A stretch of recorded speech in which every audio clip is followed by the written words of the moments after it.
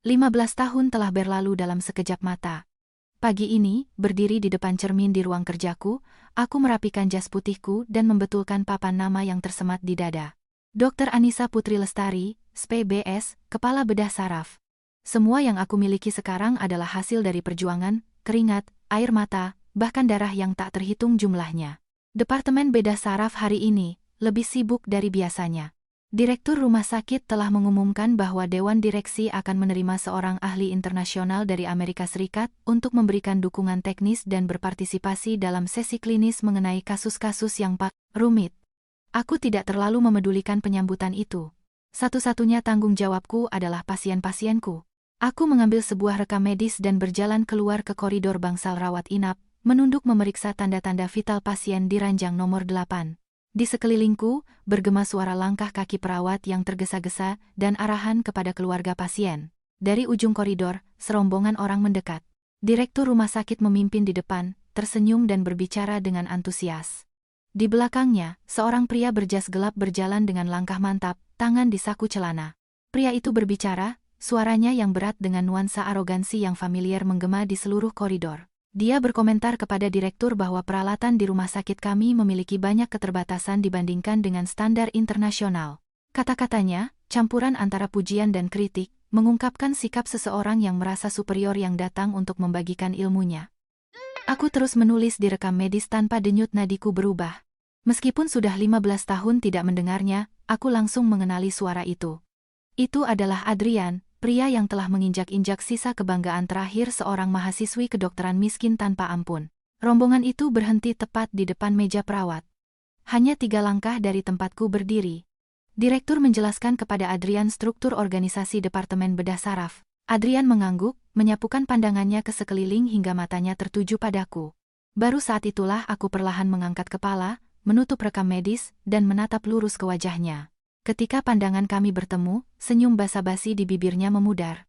Wajahnya, yang tadinya begitu angkuh, membeku. Matanya terbelalak, berkedip berulang kali, seolah mencoba memastikan apakah wanita berjas putih di hadapannya itu nyata atau hanya halusinasi. 15 tahun yang lalu, aku adalah seorang gadis kurus berkulit sawo matang dengan kemeja usang di bagian kerahnya, menangis terseduh-seduh di bawah hujan. Sekarang, sebaliknya, aku berdiri di sini, tenang dan tegar. Direktur rumah sakit maju selangkah, dan dengan gembira memperkenalkanku. Ini adalah Dr. Anissa, salah satu ahli bedah terbaik kami, dan yang akan berkolaborasi dengan Bapak selama sesi klinis ini. Adrian membuka mulut untuk mengatakan sesuatu, tetapi sepertinya ada ganjalan di tenggorokannya. Dia buru-buru mengeluarkan tangan dari sakunya, membiarkannya terkulai lemas di sisinya. Aku tersenyum tipis, senyum formalitas yang disediakan untuk rekan kerja. Aku mengangguk kepada direktur dan kemudian mengulurkan tangan ke arah Adrian. Dengan suara yang jernih dan mantap aku berkata, "Selamat datang, Profesor Wirayuda. Senang bisa berkolaborasi dengan Anda." Adrian menyambut tanganku. Tangannya dingin dan sedikit gemetar. Dia menatapku lekat-lekat, sia-sia mencari jejak emosi yang familiar. Aku segera menarik tanganku, meminta izin kepada Dewan Direksi untuk melanjutkan ronde kunjunganku, dan berbalik untuk pergi. Di belakangku, keheningan menyelimuti rombongan penyambut. Aku tahu Adrian masih di sana, tak bergerak, mengamati siluetku saat aku menjauh. Masa lalu kotor yang telah disembunyikannya selama bertahun-tahun baru saja muncul di depan matanya. Sore itu juga, semua staf medis utama dari Departemen Bedah Saraf berkumpul di ruang rapat besar. Sesi klinis antar rumah sakit telah dimulai. Adrian, yang berdiri di podium, telah mendapatkan kembali sikap percaya dirinya. Dia mempresentasikan protokol bedah untuk kasus meningioma yang kompleks. Di layar proyektor, ditampilkan statistik yang sempurna mengenai tingkat keberhasilan dan angka kematian yang sangat rendah dari operasi yang telah dilakukannya sendiri di Amerika Serikat. Para dokter muda di departemen berbisik dengan kekaguman. Adrian berbicara tanpa henti, sesekali melirik ke arahku yang duduk di barisan depan. Dia ingin menegaskan kembali statusnya sebagai seorang ahli. Ketika presentasinya selesai, seluruh ruangan bertepuk tangan meriah. Direktur rumah sakit, yang memimpin pertemuan, mempersilakan para dokter untuk memberikan komentar. Dengan tenang, aku mengangkat tangan. Tepuk tangan perlahan mereda hingga berhenti total. Direktur mengangguk, memberiku kesempatan berbicara. Aku berdiri, mengambil mikrofon, dan menatap tajam slide laporan di layar. Aku memulai analisisku. Profesor Wirayuda, Protokol yang Anda usulkan tampaknya sempurna secara teori, tetapi ketika diterapkan pada kasus klinis spesifik ini, saya menemukan 3 kelemahan kritis. Pertama, pasien adalah lansia dengan riwayat fibrilasi atrium dan sedang dalam pengobatan antikoagulan. Protokol Anda mengabaikan evaluasi koagulasi yang lengkap sebelum operasi, yang menyiratkan risiko perdarahan masif yang sangat tinggi di ruang operasi. Kedua, tumor berdekatan dengan sinus sagittalis superior. Anda mengusulkan pendekatan langsung tanpa rencana darurat untuk kemungkinan oklusi vena. Ketiga, waktu penjepitan vaskular yang Anda rancang melebihi toleransi terhadap iskemia cerebral vokal untuk profil pasien dengan karakteristik seperti ini. Ruangan menjadi sunyi senyap. Semua mata tertuju pada Adrian, yang wajahnya memerah padam. Dia memandang layar proyektor dengan bingung, mencoba mencari argumen balasan, tetapi poin-poin yang telah aku tunjukkan adalah pengetahuan teknis yang sangat spesifik yang membutuhkan pengalaman praktis dalam sistem kesehatan nasional, sesuatu yang tidak dapat dikuasai oleh seseorang yang terobsesi dengan statistik ideal di luar negeri seperti dia.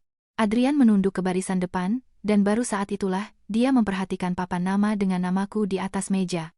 Gelar dokter, kepala bedah saraf, terbaca dengan jelas. Dia tertegun. Gadis yang pernah dianggapnya sebagai penghalang masa depannya kini duduk di sana, memaparkan kesalahan profesionalnya di depan puluhan rekan kerja.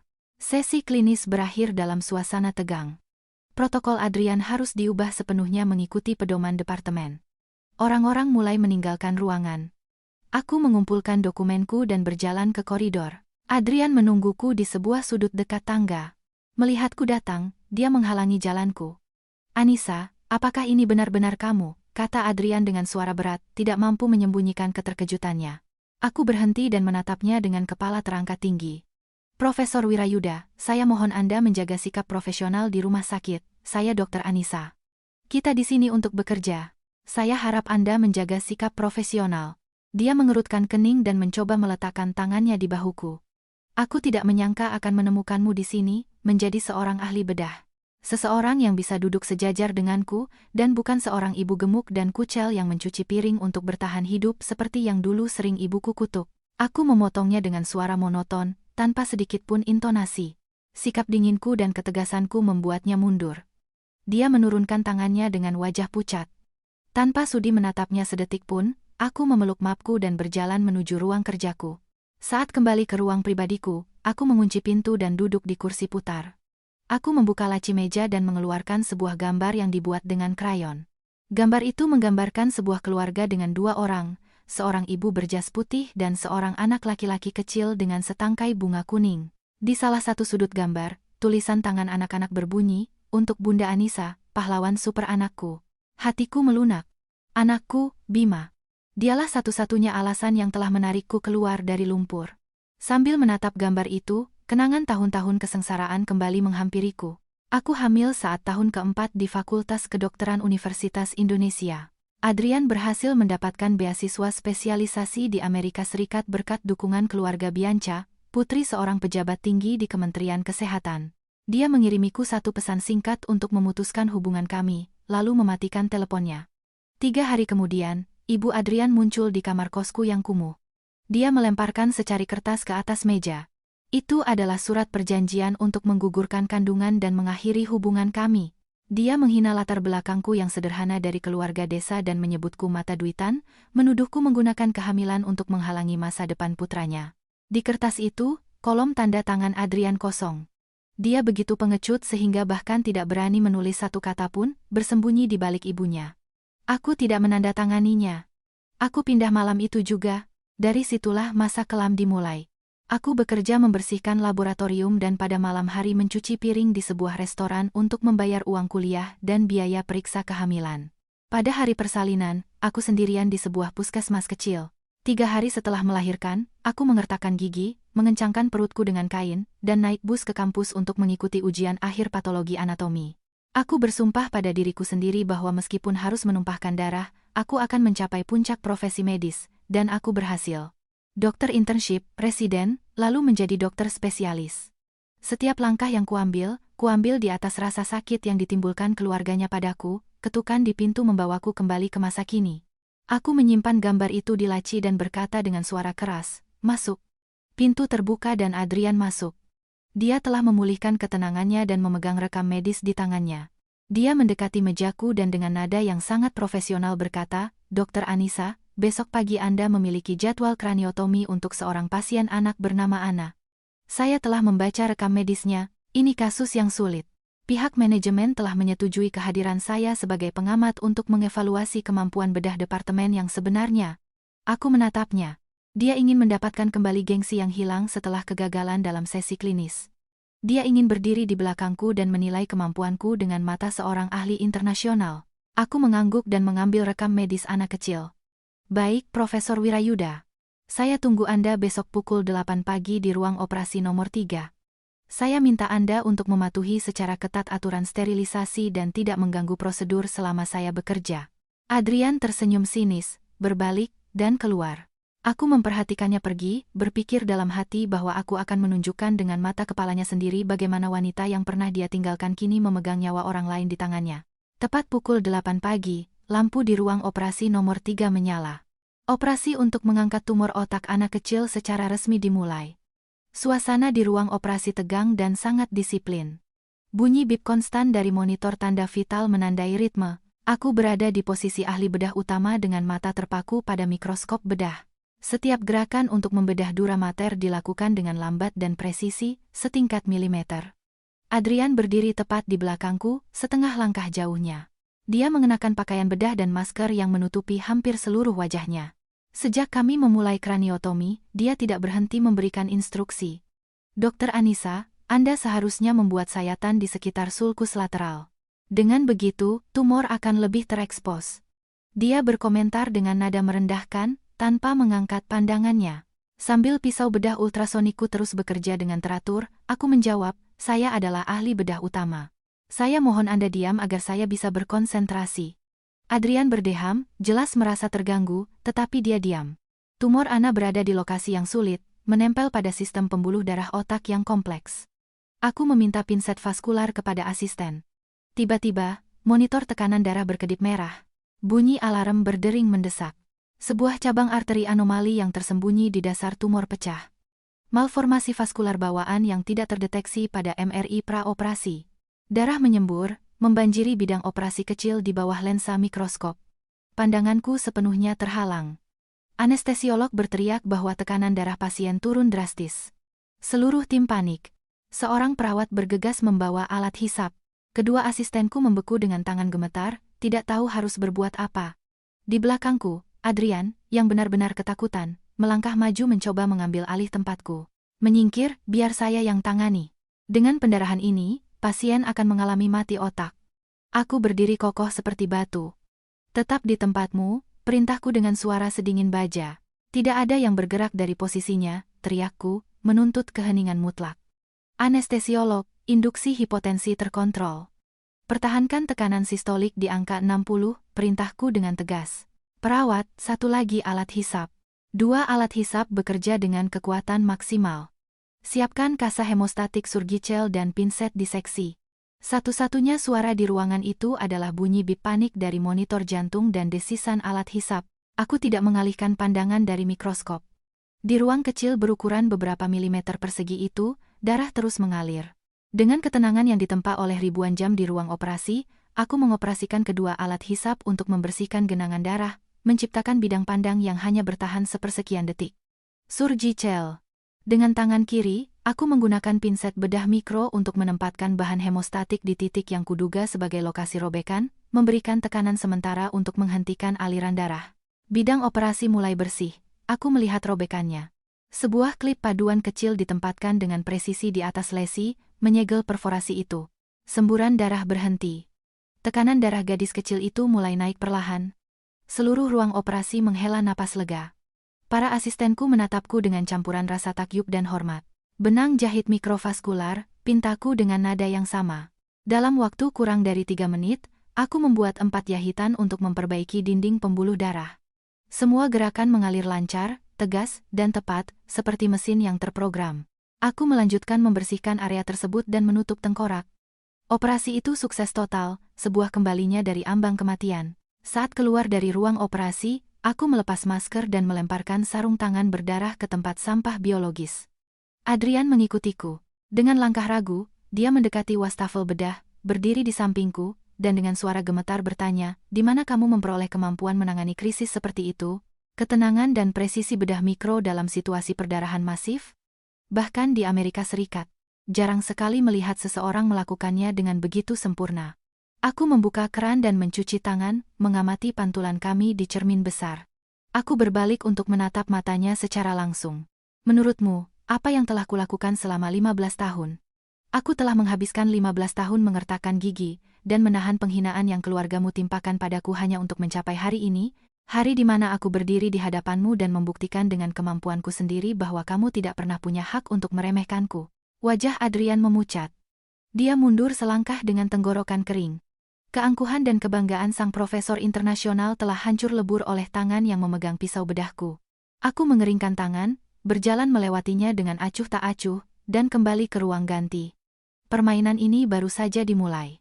Pada hari-hari setelah operasi yang menyelamatkan nyawa anak kecil, reputasiku di Departemen Bedah Saraf semakin kokoh. Desas-desus penuh kekaguman tentang kemampuanku mengendalikan komplikasi mikrovaskular menyebar di koridor rumah sakit. Pada saat yang sama, Bianca, istri Adrian yang terhormat, mulai mencium sesuatu yang aneh dari suaminya. Dia berulang kali menelepon mantan kolega Adrian di departemen untuk menanyakan tentang seorang dokter bernama Anissa. Pada Kamis pagi, rumah sakit mengadakan sebuah kongres akademik khusus. Adrian secara aktif meminta kepada direksi untuk mempresentasikan sebuah topik tentang bedah vaskular cerebral. Dia secara spesifik menunjukku sebagai co-presenter dengan alasan ingin menganalisis secara langsung operasi Ana sebagai bahan studi kasus langsung. Auditorium penuh sesak dengan para dokter, dewan direksi, dan bahkan jurnalis dari media kesehatan. Adrian, mengenakan setelan abu-abu muda dengan penampilan yang elegan, memaparkan teori-teori medis paling canggih di podium, menampilkan dirinya sebagai seorang ahli yang sangat berpengalaman. Ketika tiba saatnya untuk menganalisis kasus praktis, dia dengan sopan mengundangku naik ke panggung. Aku mengambil kendali proyektor dan naik dengan tenang. Aku memproyeksikan video yang merekam seluruh proses penanganan robekan vaskular beberapa hari yang lalu. Layar besar dengan jelas menunjukkan sarung tanganku yang berdarah, gerakanku yang mantap dan presisi di bidang bedah yang sempit, menggunakan teknik aspirasi berkelanjutan dan hemostasis lokal untuk mengekspos pembuluh darah. Rekan-rekan sekalian, aku memulai dengan suara yang jernih. Prosedur untuk menangani komplikasi robekan mikrovaskular bukanlah tindakan keberanian yang lahir dari keberuntungan. Saya menghabiskan 5 tahun kerja tak kenal lelah di laboratorium, berlatih pada ratusan spesimen hewan untuk mencapai presisi mutlak. Setiap manuver memiliki dasar ilmiah yang kuat, yang memungkinkan kami mengurangi waktu hemostasis menjadi kurang dari 3 menit, menjamin keamanan maksimal untuk fungsi otak pasien. Tepuk tangan menggema di dalam ruangan. Tatapan kagum dari rekan-rekan senior tertuju padaku. Adrian, di sampingku, tersenyum penuh perhitungan. Ketika aku hendak selesai, dia mendekat dan berkata, "Terima kasih, Dr. Anissa, untuk presentasi yang benar-benar brilian."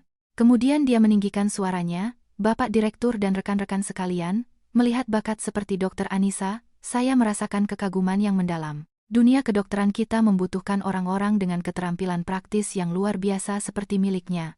Hari ini, memanfaatkan kesempatan ini, saya ingin berbagi sebuah keputusan penting. Saya berencana untuk mendirikan pusat penelitian neurologis internasional di sini, di Indonesia, dan saya ingin menyampaikan undangan tulus saya kepada Dr. Anissa untuk menempati posisi wakil direktur ilmiah dan mendampingi saya dalam membangun proyek ini. Saya percaya kombinasi sumber daya saya dan bakatnya akan membawa kemajuan yang luar biasa." Auditorium dipenuhi dengan gumaman. Semua tatapan heran tertuju pada Adrian dan diriku. Adrian berbalik menatapku dengan ekspresi yang seolah-olah menghormati bakat, tetapi di lubuk hatinya perhitungannya jelas. Dia mencoba mengikatku dengan janji ketenaran yang sia-sia, menjadikanku alat untuk menyelamatkan kariernya yang di Amerika Serikat sedang hancur berantakan. Aku tidak membiarkannya menikmati momennya sedetik pun. Aku merebut mikrofon dari pembawa acara. Aku menatap Adrian dengan tajam dan suaraku bergema kuat di seluruh ruangan. "Profesor Wirayuda, tolong, jaga sedikit martabat Anda. Ini adalah kongres ilmiah tahunan rumah sakit, tempat untuk berdiskusi tentang kedokteran dan nyawa pasien. Bukan panggung bagi Anda untuk menggambar proyek-proyek khayalan demi memoles nama Anda sendiri. Sumber daya yang Anda bicarakan sebenarnya adalah penggelapan dana penelitian dari laboratorium lama Anda. Alasan mengapa Anda sedang diselidiki dan diberi sanksi di Amerika Serikat, bukan begitu? Berhentilah menggunakan kedok ahli Anda untuk memanipulasi media dan mengeksploitasi kecerdasan rekan-rekan Anda. Rumah sakit kami membutuhkan dokter yang berdedikasi untuk menyembuhkan, bukan individu yang menggunakan podium untuk menyembunyikan kegagalan mereka sendiri. Suasana di ruangan itu membeku. Pernyataan langsungku benar-benar menghancurkan sandiwara perekrutan bakat yang telah Adrian bangun untuk memanfaatkanku di depan semua orang. Adrian membeku di podium dengan wajah begitu pucat seolah tidak ada setetes darah pun. Para dokter mulai berbisik tentang borok dalam karier sang ahli internasional. Aku berbalik, turun dari panggung, mengembalikan mikrofon, dan meninggalkan Adrian sendirian, terekspos pada rasa malu dan tatapan mengejek dari ratusan orang. Badai media meledak di rumah sakit sore itu. Seseorang diam-diam merekam video saat aku menyela Adrian dan mengunggahnya ke media sosial internal. Judul postingannya sensasional. Dokter membongkar taktik licik seorang ahli medis internasional. Aku mengabaikan gosip di sekitarku dan tetap fokus pada pasien-pasienku sampai suara sepatu hak tinggi bergema dengan marah di koridor klinik. Pintu ruang kerjaku terbuka dengan kasar. Bianca muncul. Dia mengenakan gaun bermerek, tas kulit buaya yang sangat mahal, dan wajahnya dirias sempurna, meskipun tidak bisa menyembunyikan kemarahannya. Di belakangnya, beberapa perawat mencoba menghentikannya, tetapi dia menepis mereka dengan satu sentakan tangan. Dengan tenang, aku memberi isyarat kepada para perawat untuk mundur dan aku sendiri yang menutup pintu. Bianca melemparkan tasnya ke atas mejaku, berdiri dengan tangan di pinggang, dan berteriak kepadaku tanpa basa-basi. "Anissa Putri, kamu ular berbisa. Dulu kamu menempel pada suamiku tanpa melepaskannya dan sekarang setelah dia sukses, kamu menjebaknya untuk mempermalukannya di depan seluruh rumah sakit. Kamu mengarang rumor-rumor tak masuk akal dari Amerika Serikat untuk mendiskreditkannya. Kamu pikir aku buta? Kamu menolak tawarannya untuk berkolaborasi dan membocorkan berita itu untuk membuat dirimu terlihat berharga? Satu-satunya tujuanmu adalah menarik perhatiannya agar dia kembali padamu, kan?" Aku tetap duduk di kursiku dengan tangan saling bertautan di atas meja. Aku menatap Bianca dengan ketenangan sebesar mungkin. Gambaran 15 tahun yang lalu kembali dengan jelas di benakku. Hari itu, Bianca, dengan kesombongan yang sama, telah menyudutkanku bersama teman-temannya di gerbang universitas. Dia menunjukku dengan jarinya dan menghinaku. Dia mengejek asal-usulku yang sederhana dan menyatakan bahwa seorang gadis dengan kemeja usang sepertiku akan selalu berada di lapisan masyarakat paling bawah. Dia dengan bangga menyatakan bahwa ayahnya adalah seorang pejabat tinggi di Kementerian Kesehatan dan memiliki kuasa untuk memberikan Adrian beasiswa ke Amerika Serikat, melapangkan jalannya menuju kalangan elit. Saat itu aku tidak punya suara maupun kekuatan, dan aku harus menelan penghinaan itu tanpa bisa menjawab. Tapi sekarang, segalanya telah berubah. Aku mengambil sebuah pulpen dan mengetukkannya dengan lembut di atas permukaan kaca meja. "Ibu, sebaiknya Anda minum segelas air untuk menenangkan diri. Silakan duduk. Saya lihat Anda masih memiliki kebiasaan menggunakan posisi Anda untuk mengintimidasi orang seperti 15 tahun yang lalu, tetapi sepertinya Anda tidak mengikuti perkembangan berita. Ayah Anda pensiun tahun lalu. Berkas penyelidikan atas penyimpangan keuangan selama masa jabatannya masih ada di meja kejaksaan. Dengan wewenang apa? Dengan kekuasaan apa Anda datang ke ruang praktik saya untuk membuat keributan ini?" Bianca membeku.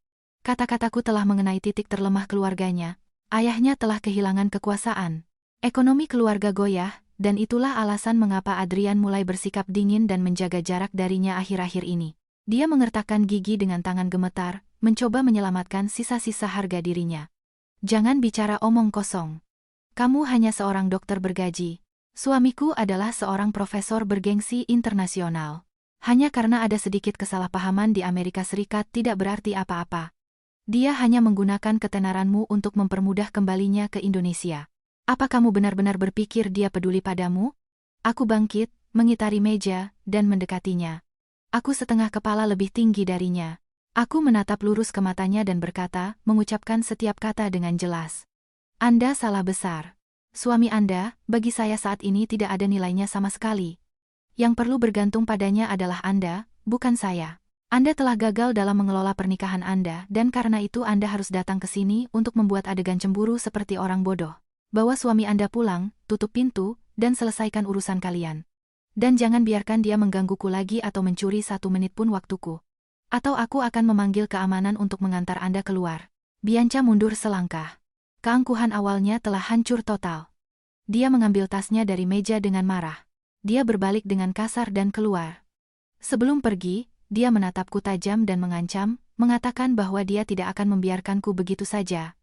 Aku tersenyum sinis dan menutup pintu dengan keras. Namun, insiden dengan Bianca tidak berakhir di situ. Seminggu kemudian, tepat saat aku membuka pintu ruang kerjaku, Bianca menerobos masuk lagi. Kali ini sikapnya lebih agresif. Dia menjatuhkan setumpuk foto ke atas mejaku. Foto-foto itu menunjukkan anakku, Bima, sedang menunggu bus di depan sekolahnya. Bianca tersenyum penuh kemenangan. Kamu pikir bisa menipuku? Anak ini berusia 14 tahun. Tanggalnya cocok sekali dengan kepergian Adrian. Kamu melahirkan anak ini secara diam-diam untuk menunggu saat yang tepat untuk memeras keluarga kami, kan? Biar kujelaskan, keluargaku tidak akan pernah mengakui anak haram seperti itu. Aku melihat foto-foto di atas meja dan merasakan gelombang kemarahan. Dia boleh menghinaku, tetapi menyentuh anakku adalah melewati batas. Aku membuka laci, mengambil tablet, memutar video, dan menyodorkannya ke arahnya. Lihat baik-baik video ini, kataku dengan suara sedingin baja. Pria bertopi yang muncul di dalamnya telah berkeliaran di depan gerbang sekolah anakku selama 3 hari berturut-turut. Anda pikir saya tidak tahu bahwa detektif swasta Anda diam-diam mengambil sedotan yang digunakan anak saya untuk dianalisis? Anda berani menyewa seseorang untuk mengikuti dan mencuri sampel biologis seorang anak di bawah umur? Bianca berkedip berulang kali, menghindari tatapanku. Aku tidak tahu apa yang kamu bicarakan. Aku tidak kenal pria itu. Aku menarik kembali tablet itu dan melipat tangan di dada. Tidak masalah Anda mengakuinya atau tidak. Saya telah mendapatkan rekaman kamera keamanan dengan gambar yang jelas dan nomor plat mobil penguntit itu. Pagi ini saya telah menyerahkan semua bukti ke kantor polisi bersama dengan laporan atas pelanggaran privasi dan ancaman terhadap keselamatan anak di bawah umur. Ayah Anda tidak lagi memiliki kekuasaan untuk menutupi hal-hal seperti ini. Bersiaplah untuk menerima surat panggilan dari pengadilan. Wajah Bianca langsung berubah warna. Bibirnya, yang dipoles dengan lipstik merah menyala, bergetar. Dia sangat memahami situasi keluarganya. Jika dia terlibat dalam proses pidana saat ini, karier dan reputasinya akan hancur berkeping-keping. Dia menjadi begitu gugup hingga tasnya jatuh ke lantai. Anissa, aku mohon padamu. Suaranya melembut dan dia berpegangan pada tepi mejaku. Jangan pergi ke polisi. Karierku sedang dalam momen krusial. Jika ini terungkap, aku akan kehilangan segalanya. Berapa banyak uang yang kamu inginkan? Aku akan memberikan kompensasi untukmu dan anakmu. Aku menatap wanita yang gemetar di depanku dan merasa itu konyol. Uang. Dia selalu berpikir uang bisa menyelesaikan segalanya. Saya tidak butuh sepeser pun dari keluarga Anda. Lalu, apa yang kamu mau? Tanyanya dengan mendesak. Aku menunjuk selembar kertas kosong dan sebuah pulpen di atas meja. Saya ingin Anda duduk di sana dan menulis dengan tangan Anda sendiri sebuah pernyataan terperinci tentang bagaimana suami Anda memohon dan merendahkan diri di hadapan keluarga Anda 15 tahun yang lalu untuk mendapatkan beasiswa ke Amerika Serikat itu. Setelah Anda menulisnya, menandatanganinya, dan membubuhkan sidik jari Anda, saya akan mempertimbangkan untuk menarik laporan polisi. Bianca mengertakkan gigi, matanya penuh kebencian, tetapi dia tidak punya pilihan lain. Dia harus duduk, mengambil pulpen, dan mulai menulis. Setiap baris yang dia tulis adalah penghinaan bagi kebanggaan suami yang selalu dia banggakan. Aku mengawasinya saat dia menyelesaikan pernyataan itu. Aku menyimpan kertas itu di sebuah map terkunci, dan kemudian dengan dingin memerintahkannya untuk enyah dari hadapanku. Ketika pintu tertutup, aku sendirian. Semua kekuatan yang telah kutunjukkan lenyap. Aku menjatuhkan diri ke kursi dan menyandarkan kepala di atas meja. Air mata yang telah kutahan begitu lama mulai mengalir tanpa suara, membasahi jasku. Kenangan malam badai 15 tahun yang lalu kembali menyiksaku. Malam itu, sambil memegang hasil USG yang sobek menjadi 2, berdiri di bawah atap bocor di kamar kosku, aku berpikir untuk menelan pil untuk melepaskan kehidupan kecil itu, untuk membersihkan masa laluku dan melanjutkan studi. Tetapi saat aku meletakkan tangan di perutku dan merasakan detak jantungnya yang lemah, naluri keibuan mengalahkan segalanya. Aku memutuskan untuk mempertahankan bayi itu, menerima menjadi seorang ibu tunggal dan menanggung cemoohan dunia. Dering telepon membuyarkan lamunanku.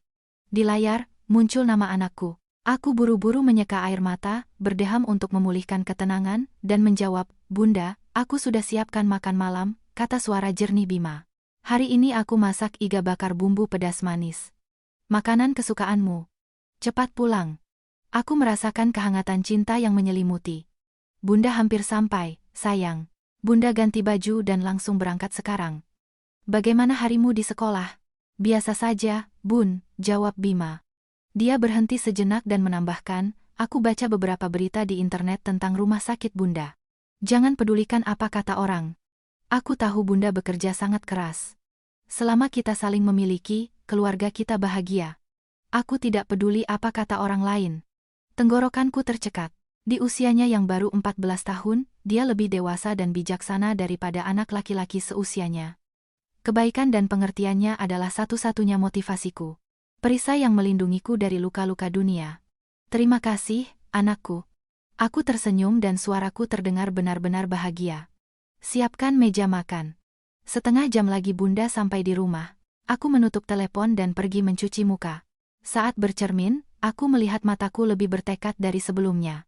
Adrian dan keluarganya bisa menggunakan segala cara licik untuk mencoreng namaku, tetapi mereka tidak akan pernah bisa merebut hartaku yang paling berharga, Bima. Aku merapikan kerah bajuku, mengambil tasku, dan keluar. Makan malam hangat bersama anakku menanti di rumah.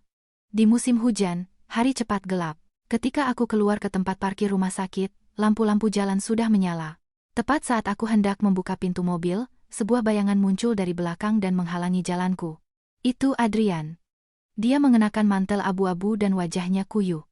Dia tidak lagi memiliki penampilan rapi dan percaya diri seperti profesor internasional yang datang pada hari pertama. Cangkang kesombongannya telah hancur berkeping-keping setelah aku membongkar kebenaran di Kongres. Anissa, tolong, beri aku 5 menit, katanya dengan suara serak, dengan nada permohonan yang putus asa. Aku melepaskan gagang pintu dan berdiri tegak di hadapannya. Anda dan saya tidak punya urusan pribadi untuk dibicarakan, Profesor Wirayuda. Minggir. Anak saya menunggu di rumah. Mendengar kata anak, tatapan Adrian menjadi gelap. Anak itu. Anakku, kan? Bianca sudah tahu. Kenapa kamu tidak memberitahuku kamu hamil? Kalau aku tahu, aku tidak akan pernah pergi. Aku tertawa. Tawa getir yang menggema di tempat parkir yang sepi. Kamu pandai sekali berpura-pura menjadi korban. Benarkah kamu tidak tahu? Atau kamu menutup telinga dan matamu agar tidak perlu bertanggung jawab? Kamu meninggalkanku karena aku tidak lagi berguna untukmu. Bianca bisa memberimu uang, jabatan, tiket langsung ke Amerika Serikat untuk mengubah hidupmu. Dan aku, seorang mahasiswi miskin, hanyalah beban yang menghalangimu untuk maju. Adrian melangkah maju, mengangkat tangannya untuk menjelaskan. Bukan seperti itu, ibuku memaksaku. Dia menyuruhku memilih antara keluargaku dan kamu. Aku tidak punya pilihan lain. Aku menepis tangannya dengan kasar, ibumu memaksamu. Kalau begitu, jawab ini. Siapa yang mengetik perjanjian aborsi yang memalukan itu di komputer? Ibumu adalah wanita desa. Dia tidak tahu cara menggunakan komputer. Kamulah yang mencari template di internet. Kamulah yang mengetik setiap kata, mencetaknya, dan kemudian dengan pengecut bersembunyi di belakang ibumu agar dia yang datang dan melemparkannya ke wajahku. Kamu adalah seorang pengecut sampai ke tulang sumsum. Kata-kataku seperti pukulan palu di wajahnya. Dia terpaku. Topeng moralitas palsunya telah terkoyak, memperlihatkan keegoisan dan kekejian yang telah disembunyikannya selama 15 tahun. Dia tidak bisa mengucapkan alasan apapun. Lututnya gemetar dan perlahan dia berlutut di atas semen dingin tempat parkir. Dia menutupi wajahnya dan menangis.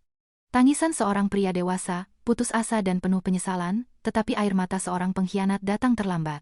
Mereka tidak bisa menghapus malam-malam yang kuhabiskan mencuci piring di tengah dingin, atau mengimbangi ketiadaan seorang ayah bagi anakku. Aku berbalik dengan dingin, masuk ke mobil, menyalakannya, dan meninggalkan rumah sakit, membiarkannya berlutut dan menangis dalam kegelapan. 3 hari setelah insiden di tempat parkir, klinik rawat jalanku mengalami gempa baru. Kali ini, Bianca telah mempersiapkan segalanya dengan jauh lebih metodis. Pagi itu, koridor klinik penuh sesak dengan pasien. Tiba-tiba, pintu ruang kerjaku ditendang terbuka. Bianca menerobos masuk dengan sebuah map tebal di tangannya. Dia tidak datang sendirian. Dia ditemani oleh beberapa kerabat dan seorang pengacara berjas hitam. Kerumunan di luar berdesakan untuk melihat dan banyak yang mulai merekam dengan ponsel mereka.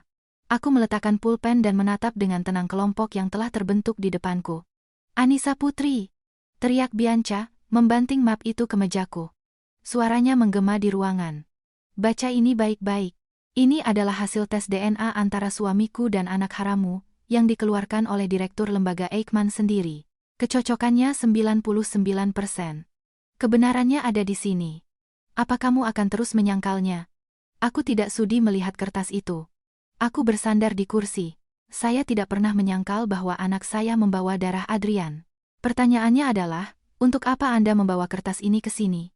Bianca tertawa mengejek, sengaja meninggikan suaranya agar semua orang di koridor mendengarnya. Kamu hamil, melahirkan diam-diam, dan menyembunyikannya selama 15 tahun. Satu-satunya tujuanmu adalah menunggu sampai keluarga kami kaya dan suamiku terkenal untuk mengeluarkan anak itu dan memeras kami. Tidak. Biar ku beritahu satu hal, wanita licik dan penuh perhitungan sepertimu tidak akan mendapatkan sepeser pun dari keluarga Adrian. Anak itu tidak berhak mewarisi apapun. Aku tersenyum dan senyumku membuatnya bingung. Aku mengambil map itu dan melemparkannya ke arahnya. Kertas-kertas itu berserakan di lantai. Ibu, Anda terlalu melebih-lebihkan keluarga suami Anda. Aku menopangkan tangan di meja dan mencondongkan tubuh ke arahnya, menatap tajam wajahnya yang angkuh. Anda pikir Adrian adalah tambang emas bagi saya? Tahukah Anda apa yang telah dilakukan profesor bergengsi Anda selama tinggal di Amerika Serikat? Bianca terkejut dan mencoba mengalihkan pembicaraan. Jangan mengalihkan pembicaraan. Kita sedang membicarakan rencanamu untuk memeras. Aku berdiri dan berkata, mengucapkan setiap kata. Adrian hidup sepenuhnya dari bantuan keuangan keluarga Anda. Ketika ayah Anda diselidiki dan uang terputus, dia menggelapkan dana dari laboratorium penelitian universitas untuk menutupi pengeluaran pribadinya. Dia bahkan berselingkuh dengan seorang mahasiswi magang untuk mendapatkan uang darinya. Catatan disiplinernya di Amerika Serikat masih ada. Saya bisa meminta seorang kolega di sana untuk mengirimkannya agar Anda lihat. Anda menyeret seorang pria yang hidup dari istrinya. Kata-kataku seperti siraman air dingin bagi Bianca. Kerumunan di luar berseru kaget. Mulai muncul bisik-bisik tentang integritas sang ahli internasional. Pengacara yang menemaninya mundur selangkah karena malu setelah mengetahui riwayat kliennya. Bianca, dengan mulut terbuka dan wajah yang awalnya merah kemudian pucat, menunjukku dengan jari dengan suara gemetar. Kamu bohong. Suamiku adalah pria yang baik.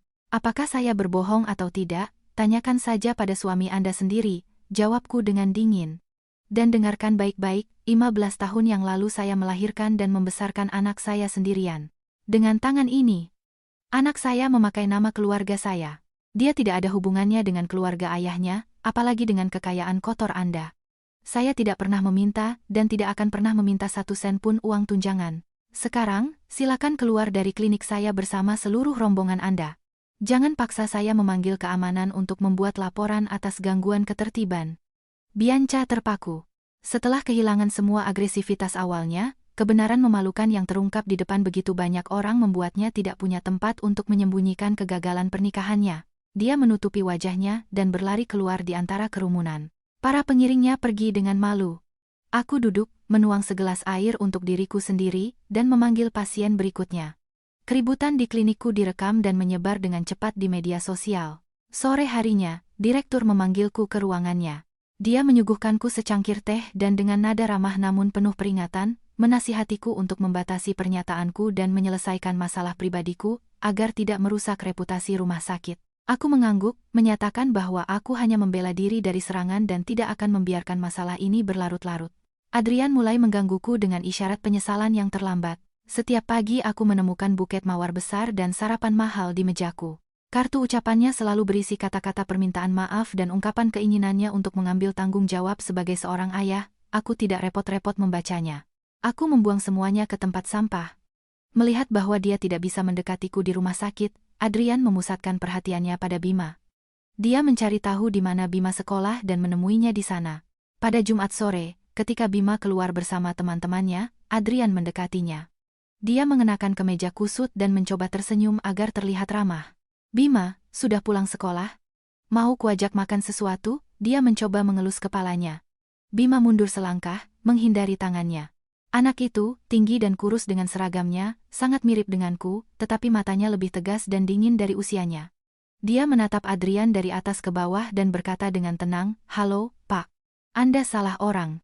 Adrian terdiam dengan tangan tergantung di udara. "Tidak, aku tidak salah. Aku teman lama ibumu, Anissa. Aku tahu kamu suka ayam goreng. Ayo kita makan dan ngobrol sebentar. Aku punya banyak hal yang ingin kuceritakan." Bima memeluk ranselnya dan menatapnya lekat-lekat. "Saya tahu siapa Anda. Ibu saya tidak pernah menyembunyikan apapun dari saya. Anda adalah pria yang meninggalkannya saat dia paling membutuhkan." Adrian kehilangan kata-kata.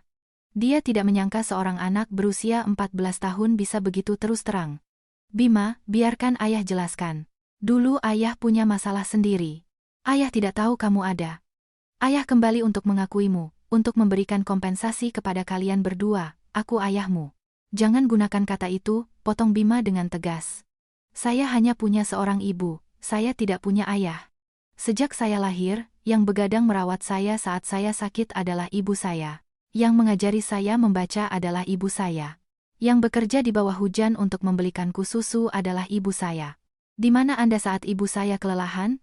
Di mana Anda saat teman-teman sekelas mengejek saya karena tidak punya ayah? Ibu saya telah menanggung semuanya sendirian dan sekarang kami hidup sangat baik. Tolong, jangan datang dan mengganggu hidup kami lagi.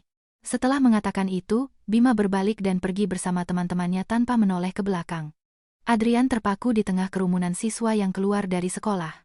Kata-kata Bima seperti ribuan jarum yang menusuk hatinya.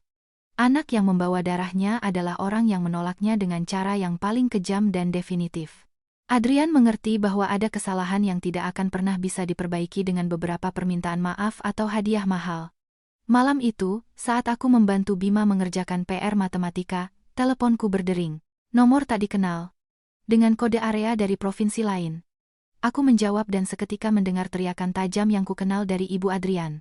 Dia mempertahankan sikap sombong dan pedas yang sama seperti 15 tahun yang lalu. Itu kamu, Anissa. Bentaknya. Jangan pikir karena kamu sudah melahirkan seorang anak, kamu punya hak untuk membuat keributan ini. Biar ku jelaskan, keluargaku tidak akan pernah menerima wanita tak tahu malu sepertimu. Kamu melarang Adrian bertemu dengan anaknya.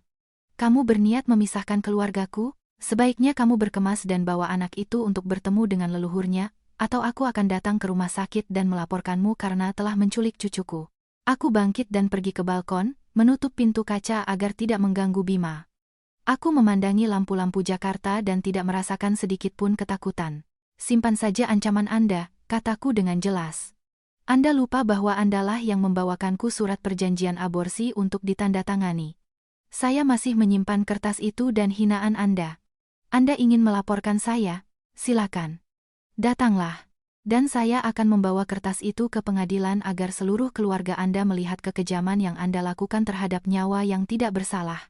Kita lihat nanti apakah hukum atau opini publik yang akan memutuskan siapa yang bersalah. Di seberang sana, hening. Hanya terdengar napasnya yang terengah-engah. Dia tahu betul bahwa dia tidak punya alasan maupun hak untuk menuntut cucu yang telah dia buang sendiri. Aku menutup telepon dan memblokir nomornya untuk selamanya. Keesokan paginya, saat tiba di departemen, aku merasakan suasana yang aneh. Para dokter dan perawat berbisik-bisik dan melihat ponsel mereka. Kepala perawat menghampiriku dengan wajah khawatir dan menunjukkan layar ponselnya yang terbuka di grup WhatsApp rumah sakit. Dokter Anissa, sudah lihat pesan yang baru saja dikirim oleh Profesor Wirayuda? Aku mengeluarkan ponselku dan melihatnya. Adrian telah mempublikasikan sebuah surat panjang yang berisi lebih dari 1000 kata. Di dalamnya, dia mengakui secara terbuka semua kesalahannya 15 tahun yang lalu. Dia merinci kepengecutannya saat meninggalkan kekasihnya yang sedang hamil demi ambisi. Dia mengakui telah bergantung pada keluarga istrinya untuk pergi ke Amerika Serikat dan mengakui pelanggaran etika dan profesional yang membuatnya kehilangan posisinya di sana. Di akhir surat, dia mengumumkan pengunduran dirinya sebagai dosen tamu, penarikan dirinya dari ikatan dokter, dan pemutusan kontraknya dengan rumah sakit kami. Dia menulis bahwa dia membutuhkan waktu untuk merenungkan perilakunya dan meminta agar orang-orang berhenti menghakimi anakku dan aku, karena dialah satu-satunya yang bersalah. Pesan itu memicu ratusan reaksi kaget di antara para staf. Tidak ada yang menyangka seorang ahli sekaliber, dia akan menelanjangi dirinya seperti itu di depan semua orang. Aku membaca surat itu dari awal sampai akhir, tanpa mengubah ekspresi. Aku mematikan layar dan menyimpan telepon. Bagiku, permintaan maafnya adalah urusannya sendiri, sebuah cara untuk menenangkan hati nuraninya sendiri. Memaafkannya atau tidak, itu adalah keputusanku. Di akhir sore, setelah operasi terakhirku, aku pergi ke koridor pasca operasi untuk memeriksa beberapa rekam medis. Koridor itu sepi. Hanya terdengar desau angin musim hujan yang menyusup melalui jendela. Adrian menungguku di ujung koridor di dekat sebuah bangku. Penampilannya begitu menyedihkan hingga aku nyaris tidak mengenalinya. Jas yang rapi telah digantikan oleh jaket usang. Dia memiliki janggut beberapa hari dan matanya cekung dan memerah.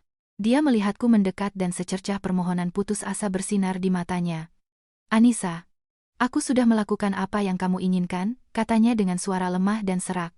Aku sudah menceritakan semua kebenarannya. Aku telah melepaskan kehormatanku, pekerjaanku, semua yang telah kubangun. Bianca telah mengajukan gugatan cerai, sekarang aku tidak punya apa-apa. Tolong, beri aku kesempatan untuk memulai kembali, untuk memenuhi kewajibanku sebagai seorang ayah. Aku berhenti 1 meter darinya.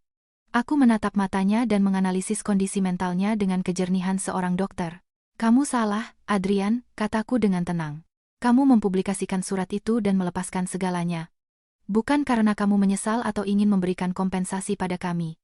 Kamu melakukannya karena kamu telah kehilangan kendali atas hidupmu sendiri. Dia menatapku bingung. Apa maksudmu? Aku benar-benar menyesal. Kamu tidak menyesal, kataku, membongkar pikirannya. Pernikahanmu sudah hancur sebelum kamu kembali. Kariermu di Amerika Serikat hancur karena pelanggaran etikamu. Kamu kembali ke sini dengan menyamar sebagai ahli internasional, mencari rasa hormat yang palsu. Tapi ketika aku merobek topeng itu, ketika istrimu membeberkan sifat aslimu, kamu sadar bahwa tidak ada lagi yang bisa kamu andalkan. Kamu hancur. Kamu meminta maaf padaku dan merendahkan dirimu di hadapanku karena kamu ingin menggunakan belas kasihanku untuk menemukan makna terakhir dalam keberadaanmu. Kamu mencari kedamaian. Kamu ingin membuktikan bahwa kamu masih pantas dimaafkan? Adrian terdiam. Kata-kataku, seperti pisau bedah, telah menembus sudut-sudut tergelap dari kesadarannya, menyingkap kepengecutannya. Dia tergagap, tidak mampu mengucapkan sepatah kata pun. Aku tidak punya kewajiban untuk memberimu kedamaian itu, lanjutku dengan dingin. Jika kamu benar-benar ingin menebus kesalahanmu, jangan mencariku. Yang paling berutang padamu bukanlah aku, melainkan Bima. Pergi dan mintalah maaf pada anakmu. Dialah yang telah menderita penghinaan karena kepengecutanmu dan meskipun dia menolakmu, kamu harus mengertakkan gigi dan menahannya. Itulah harga sebenarnya dari penebusan. Aku berbalik dan pergi dengan suara sepatuku yang menggema di lantai yang dingin. Aku meninggalkan Adrian sendirian di tengah koridor yang sepi, siluetnya yang panjang dan sendirian di bawah cahaya remang-remang. Aku tahu bahwa sejak saat itu, dia harus menghadapi sendirian hukuman dari hati nuraninya selama sisa hidupnya. Seminggu setelah pertemuan kami di koridor, pekerjaanku kembali normal. Skandal Adrian perlahan mereda, digantikan oleh ritme sibuk operasi darurat. Pada suatu Selasa pagi, tepat setelah menangani seorang pasien di UGD, aku menerima telepon dari nomor tak dikenal. Kali ini bukan suara marah Ibu Adrian, melainkan suara berat dan terputus-putus darinya. Anissa, maaf mengganggumu lagi. Di latar belakang terdengar suara ventilator dan monitor jantung. Ibuku jatuh sakit karena semua skandal ini. Dia merasa sangat malu sehingga dia pergi ke Surabaya ke rumah kerabat untuk menghindari orang-orang, tetapi dia mengalami stroke berat. Dia ada di ICU sebuah rumah sakit di sana. Prognosisnya sangat buruk, mungkin tidak akan melewati malam ini. Dia sadar dan tidak sadar, dan terus memanggil namamu dan Bima. Bisakah kamu datang? Aku memintanya sebagai permintaan terakhir. Aku memegang telepon dalam diam. Gambaran wanita itu melemparkan kertas ke wajahku 15 tahun yang lalu kembali ke benakku. Kebencian terhadapnya telah memberiku kekuatan selama tahun-tahun tergelapku. Tapi sekarang, mengetahui bahwa dia berada di ambang kematian, aku tidak merasakan sedikit pun kepuasan, hanya kehampaan yang tenang. Sebagai seorang dokter, aku telah melihat cukup banyak kehidupan dan kematian untuk mengetahui bahwa kematian membawa serta semua dendam. Aku memutuskan untuk pergi. Bukan untuk Adrian, tetapi karena aku perlu mengakhiri masa laluku sendiri. Aku meninggalkan instruksi untuk Bima agar mengurus makan malam. Aku meminta izin 2 hari di rumah sakit dan mengambil penerbangan ke Surabaya sore itu. Di pesawat, melihat awan berlalu, aku merasakan kelegaan yang luar biasa. Setelah 15 tahun memikul beban dendam, akhirnya tiba saatnya untuk mengangkatnya sendiri. Aku mendarat pukul 8 malam dan langsung naik taksi ke rumah sakit. Koridor di luar unit perawatan intensif terasa dingin dan sunyi. Adrian sedang duduk di bangku dengan kepala di antara kedua tangannya. Mendengar langkahku, dia mengangkat kepalanya. Matanya merah dan bengkak karena terlalu banyak menangis. Melihatku, dia melompat berdiri dan menghampiriku dengan terhuyung-huyung. Terima kasih, Anissa. Terima kasih sudah datang, katanya dengan suara parau. Aku mengangguk tanpa berkata apa-apa. Aku mengenakan jubah steril, masker, dan mengikuti seorang perawat melewati pintu kaca tebal ICU. Suara peralatan medis menciptakan atmosfer yang menekan dari batas rapuh antara hidup dan mati. Aku mendekat perlahan ke tempat tidur di sudut, tempat masa laluku menunggu vonis akhir dari takdir. Tempat tidur itu dikelilingi oleh sekumpulan ventilator, mesin dialisis, dan selang infus. Ibu Adrian terbaring meringkuk di antara kabel-kabel. Dia begitu kurus dan kuyu sehingga aku nyaris tidak mengenali wanita sombong yang telah menghinaku bertahun-tahun yang lalu. Separuh kiri tubuhnya lumpuh, akibat dari stroke. Mendengar langkahku, dia dengan susah payah membuka matanya yang kabur. Saat mengenaliku, mulutnya melengkung menjadi seringai. Air mata keruh mengalir dari matanya yang keriput. Dia mencoba bergerak, mengulurkan tangan kanannya yang sehat ke arahku, sementara dari tenggorokannya keluar suara tercekik yang tidak bisa dimengerti. Aku berdiri diam, menatapnya di ranjang kematiannya. Aku tidak merasakan kemenangan, juga tidak mengucapkan celaan apapun. Perlahan aku melepas satu sarung tangan dan memegang tangannya yang kurus dan dingin. Anda tidak perlu meminta maaf, kataku dengan suara pelan, cukup keras agar dia bisa mendengarku di atas kebisingan mesin. Saya seorang ibu. Saya telah membesarkan seorang anak sendirian, jadi saya mengerti keinginan Anda untuk melindungi masa depan anak Anda. Apa yang Anda lakukan 15 tahun yang lalu sangat kejam bagi saya, tetapi itu adalah naluri seorang ibu. Saya telah menyimpan dendam itu terlalu lama. Hari ini saya datang untuk mengembalikannya kepada Anda. Saya tidak lagi membenci Anda. Tangannya gemetar di tanganku. Dia berkedip berulang kali dengan air mata mengalir di wajahnya. Pengampunanku seperti balsam yang membebaskannya dari penyesalan terakhirnya. Namun, di matanya yang redup masih terpantul kengerian akan kematian yang mendekat. Aku mengelus punggung tangannya dan menyuruhnya untuk menutup mata dan beristirahat, untuk tidak lagi mengkhawatirkan urusan dunia ini. Di balik kaca, Adrian melihat semuanya. Bahunya bergetar dan air mata membasahi wajahnya yang kuyu. Malam itu, Adrian bersikeras mengantarku dengan taksi ke bandara agar aku bisa mengambil penerbangan terakhir kembali ke Jakarta. Di dalam mobil, keheningan terasa pekat. Anissa, kata Adrian, memecah keheningan. Melihat caramu memperlakukan ibuku, aku sadar betapa kecil dan egoisnya diriku. Selama bertahun-tahun ini aku telah menipu diriku sendiri dengan kesuksesan palsu. Sementara kamu telah membangun kebesaranmu di atas reruntuhan yang kutinggalkan. Aku melihat keluar jendela.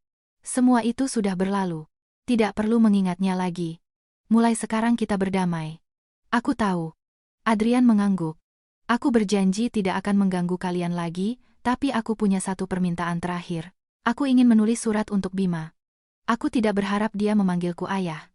Aku hanya ingin memenuhi kewajibanku untuk membimbingnya, berbagi dengannya kesalahan-kesalahan dalam hidupku agar dia tidak melakukannya. Tolong, izinkan aku melakukannya. Aku berbalik dan melihat di matanya ketulusan yang mutlak. Aku mengangguk, keputusan untuk menghubunginya adalah milikmu. Keputusan untuk menerimanya atau tidak adalah milik Bima. Aku tidak akan ikut campur. Taksi berhenti di bandara. Aku turun, mengambil koperku, dan masuk ke terminal tanpa menoleh ke belakang. Sebuah babak lama dalam hidupku telah ditutup secara definitif di sana.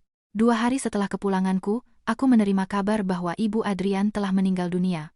Pemakamannya sederhana dan tidak mencolok. Bianca secara resmi telah mengajukan gugatan cerai, menuntut seluruh harta Gonogini, dengan alasan Adrian memiliki anak sebelum menikah dan telah melakukan perzinahan di Amerika Serikat. Di tengah pertarungan hukum mereka, pengacara Adrian datang menemuiku.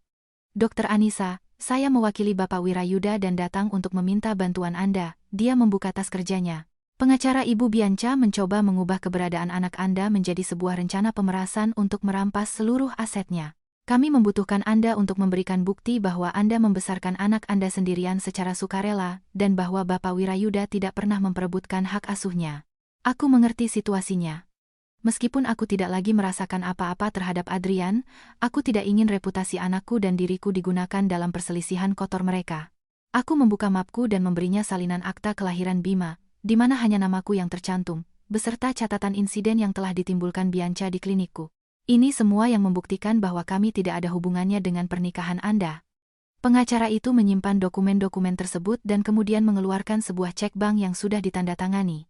Dokter, apakah Anda ingin mentransfer sejumlah besar uang sebagai tunjangan selama 14 tahun terakhir?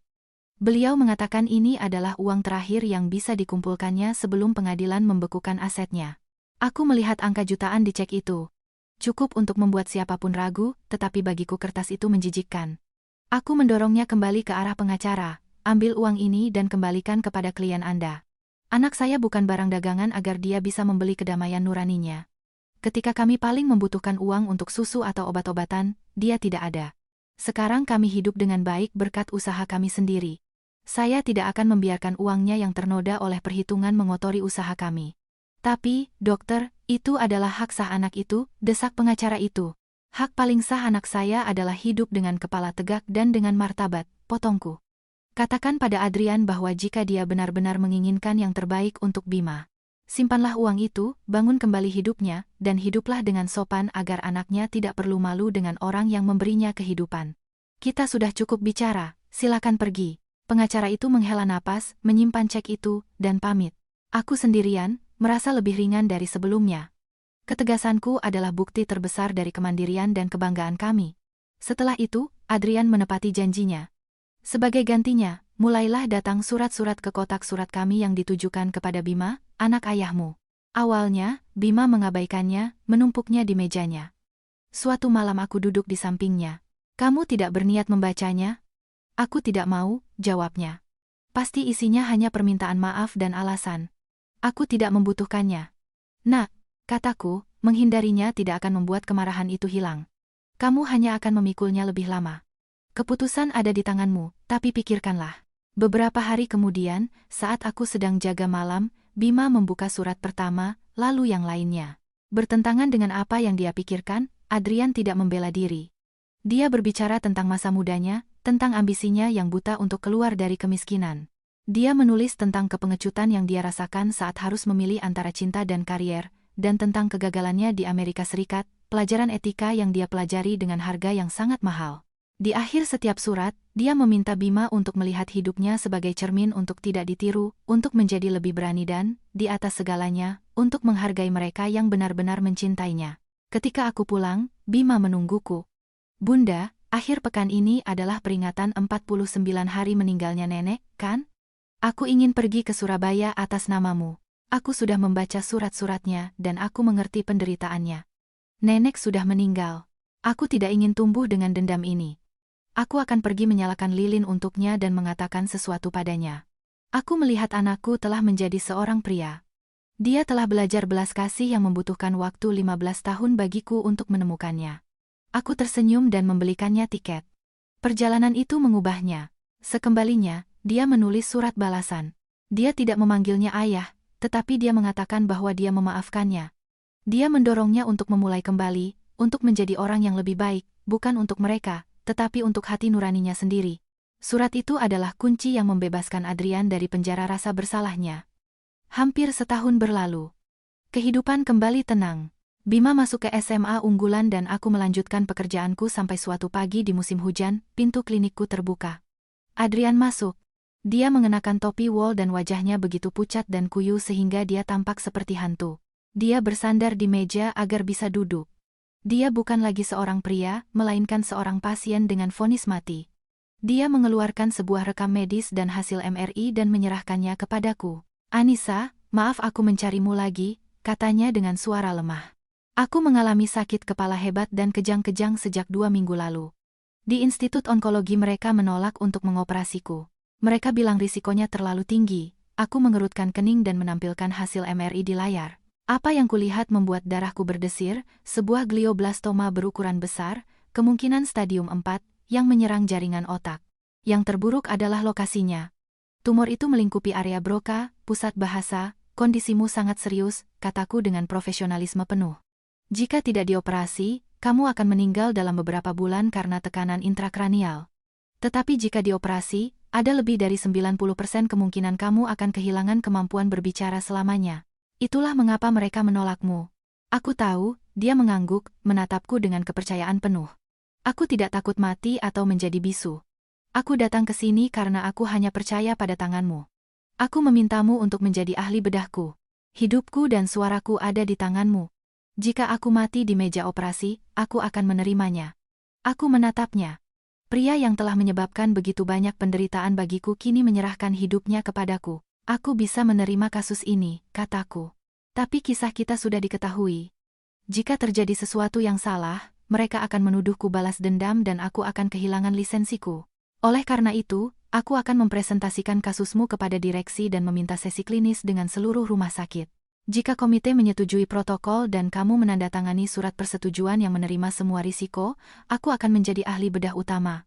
Etikaku melarangku menolak seorang pasien, tetapi transparansi dan hukum adalah yang utama. Aku menerima semua syaratnya, katanya. Asalkan kamulah yang memegang pisau bedah. Sore sebelum operasi, Bima pergi mengunjungi Adrian. Dia membawakannya termos sup yang dia masak sendiri, mereka duduk dalam diam. Bima menyuapinya sesendok demi sesendok. Adrian, dengan gemetar, menangis di atas mangkuk hangat itu. Dendam telah berganti menjadi kasih sayang. Bima memegang tangannya dan menyemangatinya untuk kuat. Rekonsiliasi, yang tenang dan lengkap, telah tiba tepat sebelum saat yang menentukan. Pukul 6 pagi, lampu di ruang operasi nomor 1 menyala. Operasi dimulai. Saat membuka tengkorak, aku melihat tumor keabu-abuan yang melekat erat pada jaringan sehat. Operasi berlangsung selama berjam-jam. Ketika aku mencapai inti tumor, di samping serat-serat saraf bahasa yang rapuh, suasana menjadi sangat tegang. Aku meminta pisau bedah ultrasonik.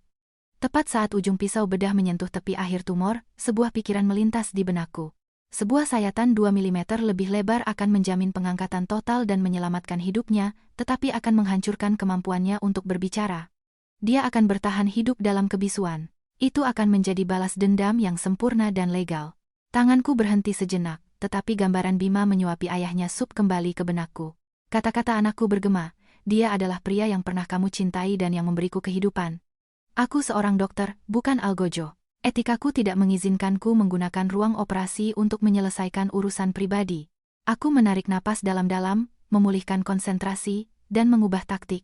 Alih-alih sayatan lebar, aku menggunakan gunting mikro paling halus untuk memisahkan tumor dari selubung saraf, milimeter demi milimeter. Tanganku bergerak dengan presisi yang membuat para asistenku menahan napas. Setelah 2 jam yang menegangkan, akar terakhir tumor berhasil diangkat. Berkas saraf bahasa utuh. Operasi itu sukses.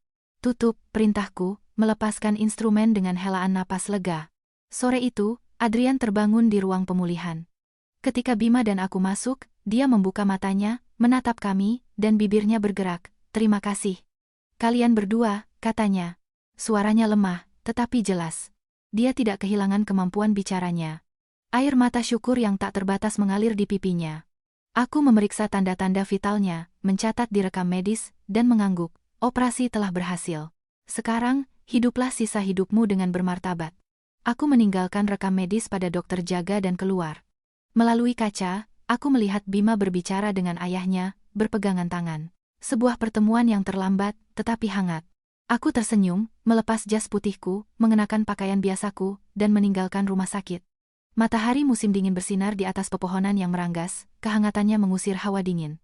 Saat meletakkan pisau bedah di nampan steril, aku tahu bahwa aku telah mengangkat sepenuhnya tumor kebencian yang telah menyiksaku selama 15 tahun. Mulai sekarang, langit di hadapanku hanya berisi kebebasan, kebanggaan, dan kedamaian yang luar biasa.